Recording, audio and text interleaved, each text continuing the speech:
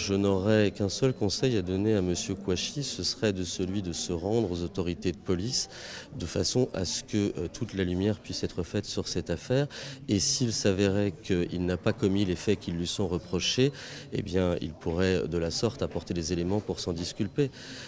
Je n'ai pas d'autres déclarations à faire à Chérif Kouachi. L'image que j'ai gardée de Chérif Kouachi ne correspond pas à celle de quelqu'un capable de commettre les actes d'hier. J'ai été désigné par le bâtonnier du barreau de Paris en 2005 pour assurer la défense de M. Kouachi. Je l'ai rencontré en sortir de garde à vue et les premiers mots qu'il m'a dit, c'est qu'il était soulagé d'avoir été arrêté parce qu'il était pétrifié de peur à l'idée de partir en Syrie comme il l'avait annoncé aux membres de son réseau, entre guillemets, et que pour lui c'était un soulagement d'avoir été placé en garde à vue. Pour moi, les associations terroristes sont un petit peu comme les mouvements sectaires. Ils prennent dans leur filet des gens qui sont psychologiquement faibles, en rupture de ban, sans famille. C'était exactement le cas de M. Kouachi qui n'avait aucun projet professionnel ou personnel à l'époque.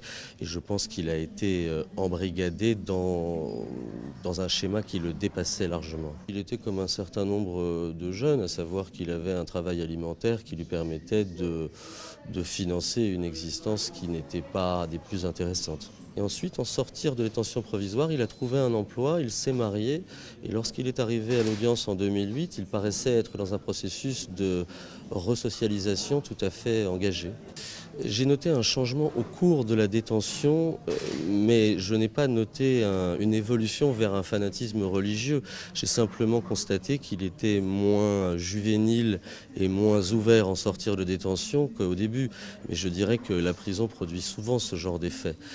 En revanche, lorsqu'il a comparu à son procès en 2008, il ne tenait absolument aucun discours fondamentaliste. Bien au contraire, il a répété devant la juridiction ce qu'il m'avait dit au jour de sa mise en examen, à savoir que pour lui tout ça était du passé et qu'il était soulagé qu'on l'ait sorti de ce guêpier. Je dirais qu'aujourd'hui j'ai du mal à faire le lien entre le quasi-enfant que j'ai rencontré, dont les projets traduisaient un amateurisme certain, et le professionnalisme qui ressort des images que l'on a pu voir hier.